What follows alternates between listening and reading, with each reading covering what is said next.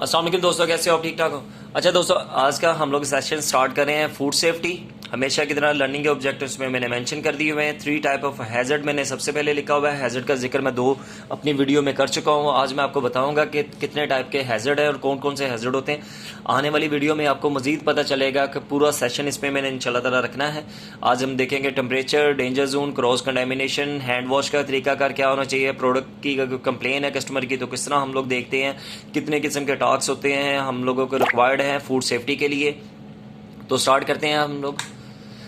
अच्छा, इसमें यह है कि फूड बिजनेस को जो इंश्योर कर रहा होता है वो होता है उसके मैनेजर्स। मैनेजर जो है वो फूड जो सेफ्टी है उसको इंश्योर कर रहे होते हैं कि फूड सेफ्टी उनके रेस्टोरेंट में अच्छी है या नहीं है, क्या उसका चेक एंड बैलेंस उन्होंने रखा हुआ है या नहीं रखा हुआ। तो by the managing food safety you will के क्या कुछ करना चाहिए। देखें कि अगर आपके किसी भी फूड के साथ उनको देखना चाहिए, इंश्योर करना चाहिए कि कोई भी फूड उनका फूड पॉइजनिंग की तरफ ना हो। अबे द लॉ, अब हमेशा उस चीज़ को जो लॉ है उसको एक्सेप्ट करना चाहिए। ठीक है, protect your customer and the brand का हमेशा अपने कस्टमर की हिफाजत करो, अपने ब्रांड की हिफाजत करो, स्टोर के रेपुटेशन का ख्याल रखना चाहिए। ठीक है, but you need to do the obey the law कि कौन कौन सी चीज़ें की ज़रूरत है मानने के लिए लॉ को। इसमें हम लोग जो देखते हैं, make sure every one that handling A food is properly trend, के जो फूड को हैंडल कर रहा है वो प्रॉपरली ट्रेन है या नहीं है। जो हम लोग पिज़्ज़ा या पास्ता या बर्गर या कुछ भी चीज़ हम लोग प्रोडक्ट सेल कर रहे हैं वो खाने के लिए सेफ हाइजेनिक है या नहीं है।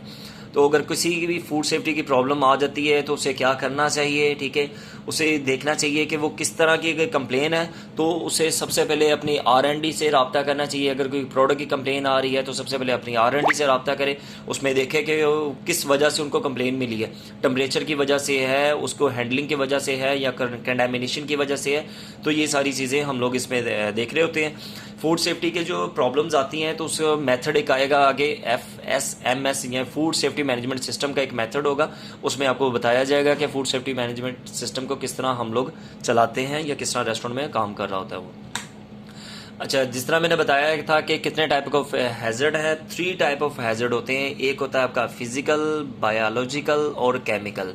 फिजिकल आपको पता है कि जो हम लोग देख रहे होते हैं कि बाल आ गया, कोई भी चीज़ हो सकती है, निडल्स आ सकते हैं, कोई पिन आ सकती है आपका, इवन के अगर ज्वेलरी वगैरह का कोई चीज़ आ सकती है।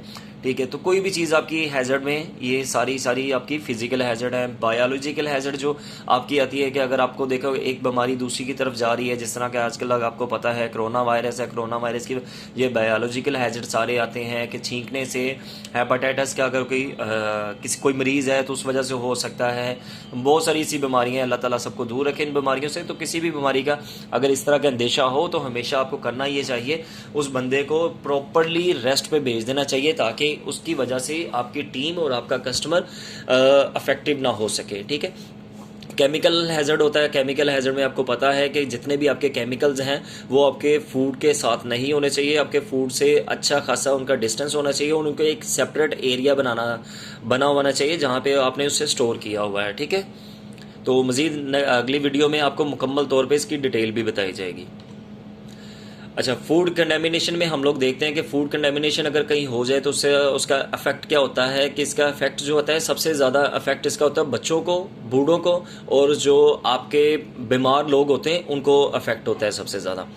इसलिए हाइजेनिक फूड का बहुत ज़्यादा ख्याल रखना चाहिए। इसे हम लोग किस तरह कंटेमिनेशन होने से रोक सकते हैं, रोकने के लिए हमें जो चाहिए, जो हमारी लेबलिंग होती है, देखें इसमें लिखा हुआ है change the blade of can opener. Can opener जिससे हम लोग अपना टिन फूड आइटम जितनी भी है उसे ओपन करते हैं, लाइक एलोपिनोज, मशरूम्स और उसके अलावा ब्लैक ऑलिव्स आते हैं, फिर आपके पिज़्ज़ा सॉस आ जाती है, स्वीट कॉर्न का आ जाता है, पाइनएप्पल का आ जाता है, कोई भी आपके जितने भी टिन फूड आइटम है तो उसका ब्लेड जो है हर 3 माह के अंदर चेंज हो जाना चाहिए। आपकी जो इक्विपमेंट है वो हमेशा नीट, क्लीन और गुड रिपेयर होने चाहिए। आपके टीम मेंबर जो है पर्सनल हाइजीन का उनको पता होना चाहिए। हैंड वॉश आपका होना चाहिए।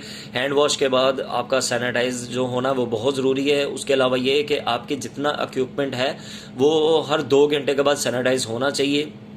लेबल एंड स्टोर केमिकल के हमेशा जो केमिकल है, केमिकल के ऊपर लेबलिंग अगर ना हो तो कभी भी उसे एक्सेप्ट ना करो। तो आप लोगों को नहीं पता कि वो किस चीज़ के केमिकल है। केमिकल को कभी भी मिक्स भी नहीं करते, आगे हम देखेंगे इसे। हम लोग वॉच द टेम्परेचर्स को हमें देखना चाहिए, हमेशा एक्सपायर प्रोडक्ट को देखना चाहिए कि हमारे रेस्टोरेंट के अंदर कोई एक्सपायर प्रोडक्ट तो नहीं है। अगर कस्टमर की कोई कंप्लेन आ जाती है, अगर वो चाहता है कि वो पूछना चाहता है कि भाई आप इसके इंग्रेडिएंट्स में क्या कुछ आपने डाला हुआ है, क्योंकि कुछ लोगों को कुछ चीज़ों से एलर्जी होती है, जिससे कि मस्टर्ड में किसी लोगों को मस्टर्ड में होती है, किसी को ऑनियन से होती है, किसी को वेजिटेबल से आ जाती है, कुछ लोगों को नट्स के अंदर नट्स में होती है कि वो लोग ये चीज़ नहीं इस्तेमाल करते।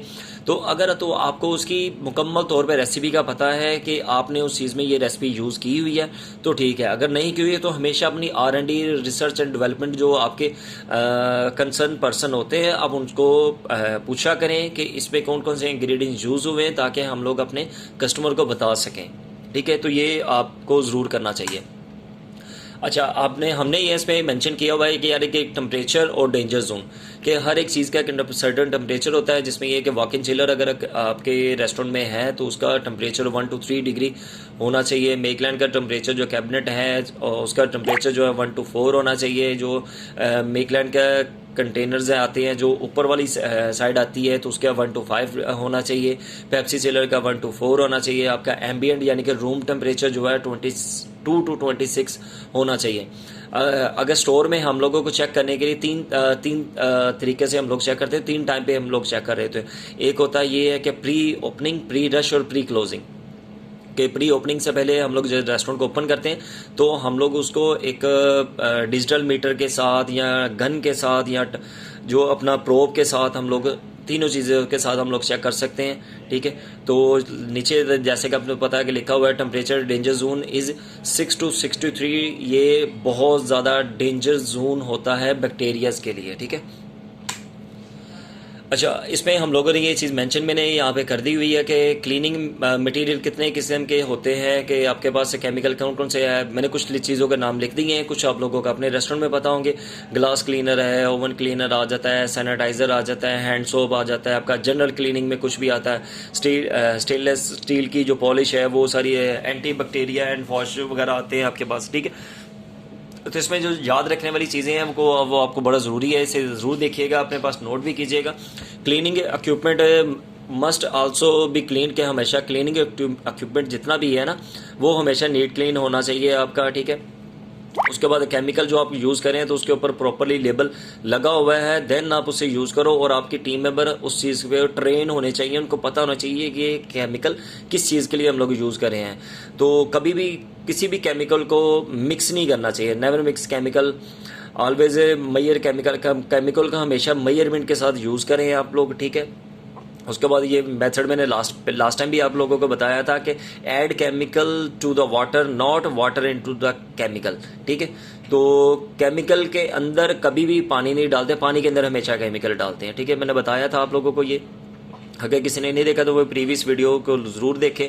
स्टोर केमिकल आपके जितने भी हैं वो सारे सेपरेट होने चाहिए और करेक्ट लेबलिंग के साथ, बोटल्स वगैरह हर चीज़ उसकी सेपरेट होनी चाहिए। ठीक है, अच्छा, उसमें प्रोसीजर अगर कोई कंप्लेन आती है तो 2 टाइप की कंप्लेन होती है हर रेस्टोरेंट के अंदर। कि एक आती है आपकी कस्टमर प्रोडक्ट कंप्लेन आ जाती है और स्टोर प्रोडक्ट कंप्लेन आती है फूड सेफ्टी के अंदर। कस्टमर की प्रोडक्ट की कंप्लेन कुछ भी हो सकती है कि आपको बिलीव करना पड़ता है कि यार वो बीमार हो गया है, उसे फूड पॉइजनिंग हो गई है या वटएवर, उसको कुछ भी ऐसा हुआ है आपके फूड खाने की वजह से। ठीक है, तो उसका तरीकाकार यही है कि आप उसे सबसे पहले अपोलोजाइज़ करें, उसे बताएं कि उससे पहले उसने कुछ ऐसी चीज़ तो नहीं कही जिसकी वजह से कंडेमिनेशन का कुछ बना है। अपनी इस प्रोडक्ट को देखें कि आपकी प्रोडक्ट में कोई इशू तो नहीं था, एक्सपायर तो नहीं था, इसमें स्मेल तो नहीं है। तो ये स्टोर की और जो स्टोर की कंप्लेन है वो आपको पता है कि स्टोर की कंप्लेन बहुत सारी हो सकती हैं। लाइक ये कि स्टोर की कंप्लेन में आपके पास अगर आपको कोई चीज़ रिसीव हुई है, एक मिस्टेक से तो वो मेल्टी बहुत ज़्यादा है, आपका पिज़्ज़ा सॉस है, चीज़ का कोई भी बैग है वो ओपन मिला हुआ है आपको, आपकी सॉस कोई भी है, पिज़्ज़ा सॉस है या कोई भी सॉस है वो बहुत ज़्यादा थिक है या थिन है, कि भाई वो बहुत ज़्यादा है। वेजिटेबल जो है प्रॉपर कटिंग के लिए नहीं है, कि उसका साइज़ जो है सही तरीके से मेंटेन नहीं है। पेपरोनी जो है वो बहुत ज़्यादा ग्रीसी है। ठीक है, आपका जो मीट है या चीज़ है या डो है या बन है वो बहुत जल्दी प्रूफ हो रहा है या बहुत लेट प्रूफ हो रहा है। ठीक है, ग्रीन पेपर आपके सोगी हैं, आपके अनियन सोगी हो रहा है, तो ये सारी कंप्लेन आपकी स्टोर की कंप्लेन है। ठीक हो गया। तो हमेशा की तरह ये नॉलेज टेस्ट इसमें मैंने मेंशन किया हुआ है कि कितने किस्म के हैज़र्ड आते हैं, डेंजर जोन कौन कौन सा है, टेम्परेचर कौन कौन से होने चाहिए, हमें अपना सैनिटाइजेशन जो इक्विपमेंट की कितनी देर के बाद करनी चाहिए। तो ये वो सारी चीज़ें हैं जो इसमें मैंने मेंशन की है। ठीक है, तो यार दोस्तों, ये फाइनल में एक दफ़ा एक रिक्वेस्ट आपसे है कि मेरे चैनल को यार सब्सक्राइब करो और उसके बाद लाइक करो, दूसरों के साथ शेयर करो। जो आपके फूड इंडस्ट्री के जितने भी पर्सन हैं उनको ये बताओ, ज़रूर बताओ, ताकि वो वीडियोज़ को देखें और उनको बहुत ज़्यादा फ़ायदा हो। अल्लाह हाफिज़।